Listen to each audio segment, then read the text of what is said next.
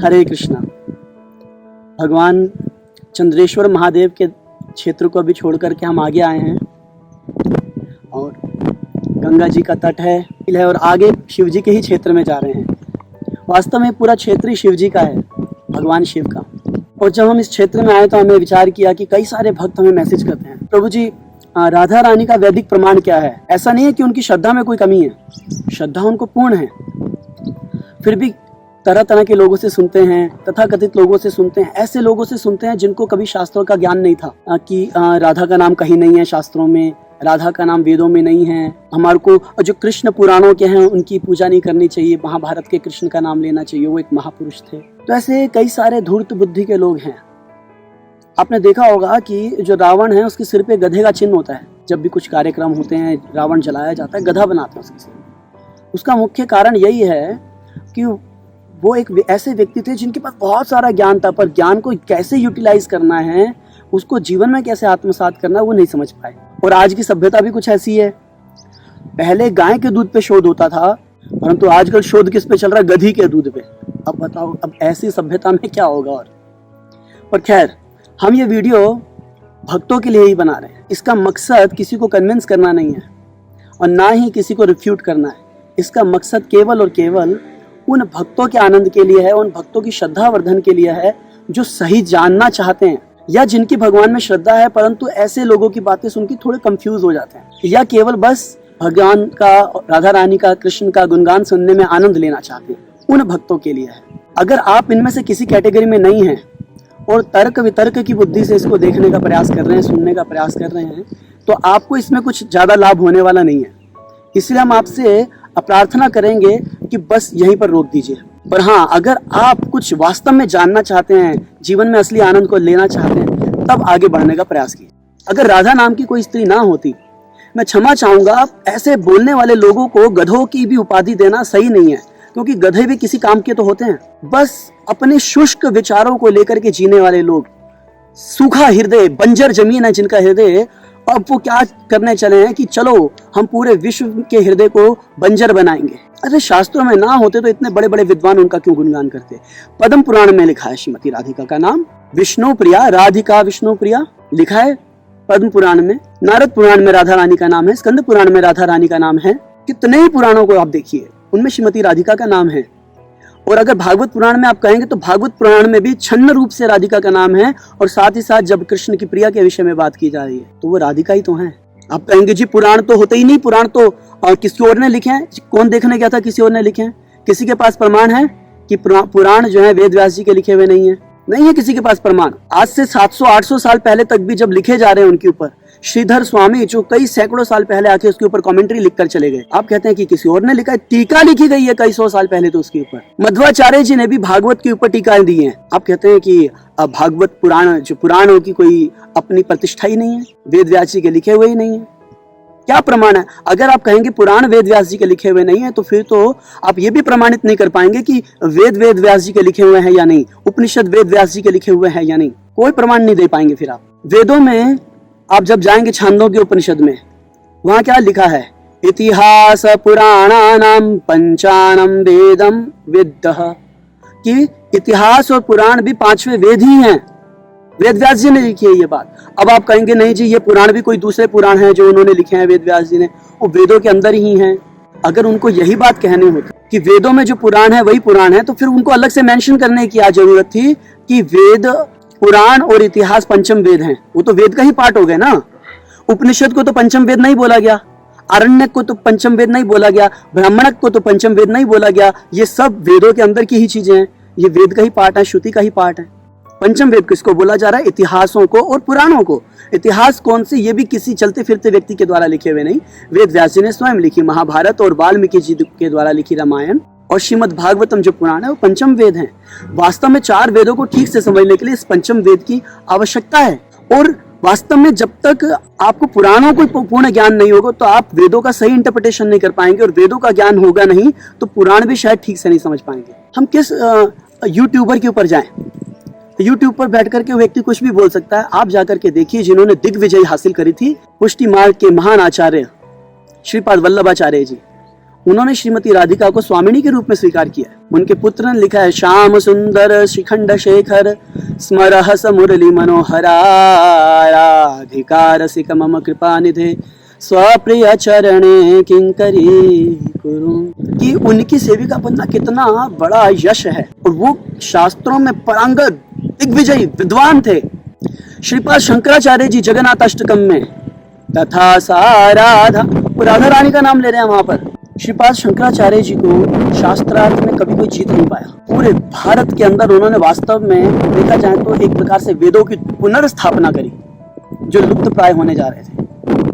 उन्होंने श्रीमती राधा रानी के अस्तित्व को स्वीकार किया। आप पढ़ सकते हैं उनका जगन्नाथ अष्टकम, जिसकी प्रत्येक छंद के अंत में लिखा हुआ है, जगन्नाथ स्वामी नयन पथगामी। श्रीपाद जीव गोस्वामी आज पूरे विश्व के अंदर जहां पर भी संस्कृत इत्यादि की बात होती है, वहां पे जीव गोस्वामी के ग्रंथों का पाठन किया जाता है।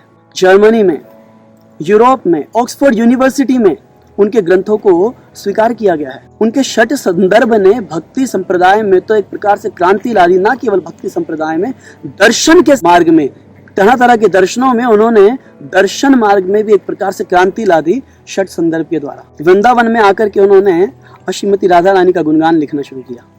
वो कोई पागल खाने से थोड़े ना उठ के आए थे या किसी के कहे पे चले गए थे, नहीं, शास्त्रों का निर्णय दिया उन्होंने। नाना शास्त्र विचारणैक निपुण सद्धर्म संस्थापको, सारे शास्त्रों का अध्ययन करके उन्होंने निर्णय दिया है। लोगों के जीवन में परिवर्तन आ रहा है श्रीमती राधा रानी की सेवा करने वाले, क्योंकि ये हृदय का विषय है। बुद्धि से समझने का प्रयास करेंगे तो नहीं जाएगा, हृदय का विषय है। देखिए परिवर्तन आ रहा है व्यक्ति के जीवन में। जो लोग आज राधा रानी का नाम लेते हैं, हरे कृष्ण महामंत्र का उच्चारण करते हैं जिसमें हरे स्वयं श्री राधिका हैं, उनके जीवन में परिवर्तन आ रहा है। विश्व भर में कैसे परिवर्तन आ रहा है?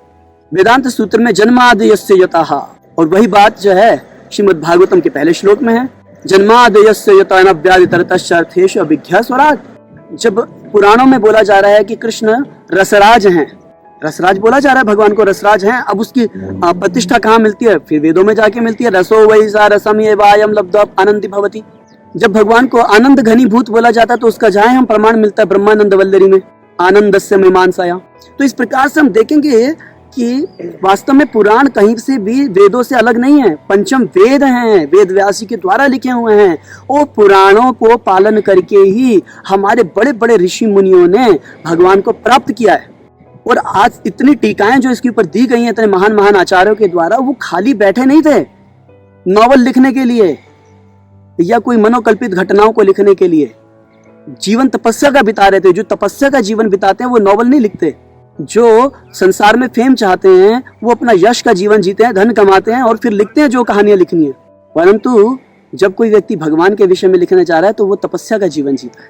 सनक सनातन वर्णित चरिते, जिनका सनक सनातन इत्यादि वर्णन कर रहे हो। अब ये जो पूर्ण रूपेण विरक्त हैं संसार से, आत्मा राम हैं, बताइए कोई संभावना है कि वो कोई मनोकल्पित एक हीरोइन के बारे में कुछ लिखेंगे? आप कभी कहें कि जी एक पूरी तरह से विरक्त, सारे संसार को छोड़ के भगवान में आसक्त व्यक्ति अब कोई किसी सिनेमा की हीरोइन के बारे में कहानियों पे लिखना, कहानियां शुरू कर दें और पूरे नॉवल के नॉवल लिख दें? नहीं। तो जब सनत कुमार जैसे लोग श्रीमती राधिका का गुणगान गाते हैं तो हम क्यों नहीं समझ सकते? फले न परिच्यते। आज आप कभी वृंदावन में जाइए या शिला प्रभुपाद जी के अनुयायियों को देखिए जो विश्व भर में प्रचार कर रहे हैं, कृष्ण कथा कर रहे हैं, कई लोगों के जीवन में भारी परिवर्तन ला रहे हैं। फले न परिच्यते, फल दिखाई दे रहा है कि उनको देखने मात्र से लोग अपने हृदय में आनंद की अनुभूति करते हैं। अगर किसी को देखने मात्र से व्यक्ति आनंद की अनुभूति कर रहा है तो इसका मतलब वो किसी बढ़िया पाथ को फॉलो कर रहा होगा, किसी निश्चित और प्रामाणिक मार्ग का पालन कर रहा होगा, तभी तो उसको देखने मात्र से इतने हृदय में शांति और श्रद्धा उत्पन्न होती है। तो इसका मतलब अगर ये भक्त श्रीमती राधा रानी की पूजा करते हैं तो इसका मतलब कुछ तो बात होगी। अब धूर्तों का क्या कहा जाए। अब वो तो यहाँ तक भी कहने को तैयार होते हैं कि महाभारत के कृष्ण की बात करके पूजते हैं पुराणों के कृष्ण को। अरे मूर्खों, तुमने कभी महाभारत भी ठीक से नहीं पढ़ी, क्योंकि महाभारत में कृष्ण ने स्वयं बोला है रसोहम अपसु कौनते, मैं रस हूँ। वहां पे अपनी दैवी शक्ति का उन्होंने वर्णन किया है, देवी ही ऐशा गुणमयी मम माया दुरत्या। एक मेरी गुणमयी शक्ति है और एक दैवी शक्ति है जिसके शरण भगवान के भक्त लेते हैं। दैवीम प्रकृतिम आश्रिता, भगवान बोल रहे हैं ये बात। और कौन है वो दैवी प्रकृति महात्माओं? आपने पढ़ी नहीं महाभारत ठीक से, क्योंकि आपके भेजे में तो एक ही बात घुसी हुई है कि सब निराकार है, सब निराकार। ये जो पहाड़ दिख रहे हैं, जो नदी दिख रही है, ये जो आप हैं, जो मैं हूं, सब निराकार है। यह हमारी कोई एक यूनिवर्सल कंफ्यूजन है कि हम एक दूसरे को पहचान रहे हैं। अरे भाई, कभी कोई यूनिवर्सल कॉन्फ्रेंस हुई थी कि यहाँ पे हम डिस्कस करेंगे कि हमको मानना ऐसा नहीं? ये सब कुछ है, इन सब का रूप है, तो इसको बनाने वाले का भी तो रूप होना चाहिए। कोई बम ब्लास्ट से चीजें थोड़ी ना जागृत होती हैं, बनाने वाले का भी रूप है, और वो बहुत सुंदर है, बहुत सुंदर है वो। श्यामं त्रिभंग ललितम नियतम प्रकाशम गोविंदमादि पुरुषम तमहम भजामि। वो श्याम सुंदर हैं, वो अपना नित्य रूप हमेशा दिखा रहे हैं, पर वो किनको दिखा रहे हैं? सबको नहीं दिखा रहे। प्रेमांजन छुरित भक्ति विलोचनेन संता सदैव हृदयेषु विलोकयन्ति। केवल जिनकी आंखों में प्रेम का अंजन है वही देख पाएंगे। ये सूखे हृदय वाले लोगों के लिए नहीं है, इसलिए हम फिर से बता रहे हैं, ये केवल विषय जो है हृदय का विषय है। दिव्य ज्ञान हृदय प्रकाशिता, ये भक्ति हृदय का विषय है। जिनके पास हृदय है वो श्री राधिका के अस्तित्व को समझते हैं, कृष्ण को समझते हैं, और उनके रसमय व्यवहार को समझते हैं, और उनके साथ अपने प्रेम संबंध को भी समझ सकते हैं। पर जिनके पास हृदय ही नहीं होगा, अब उनका क्या कहना, उनके लिए यहाँ कोई चर्चा नहीं है। तो हम उन सब लोगों से क्षमा चाहते हैं, और आप सब भक्तों लोगों को प्रोत्साहित करना चाहते हैं कि जीवन के परम लक्ष्य को प्राप्त करने के लिए ये श्री हरि नाम का उच्चारण करें। और जिनका गुणगान भगवान शिव ने किया है, तभी हम उनके क्षेत्र में आके इसका गुणगान किए। स्वयं भगवान शिव उनका गुणगान कर रहे हैं। भगवान क्या बोल रहे हैं कि ये सारे वैकुंठ लोकों के द्वारा भी पूजित हैं श्री राधिका के चरण। अनंत कोटि विष्णु लोक नम्र पद्मजार्चिते हिमाद्रिजा पुलो मजा विरंच जावर प्रदे अपार सिद्धि रिद्धि दिग्ध सत्पदांगुली नखे कदा करिष्यसि हमाम कृपा कटाक्ष भाजनम। कह रहे हैं कि यहाँ तक कि लक्ष्मी पार्वती ब्रह्माणी भी श्री राधिका की कृपा प्राप्त करती हैं। और शिव जी क्या प्रार्थना कर रहे हैं? कृपा कटाक्ष भाजनम। उनकी ईश्वरी है, वो हमको ईश्वरी स्वीकार कर रहे हैं अपनी।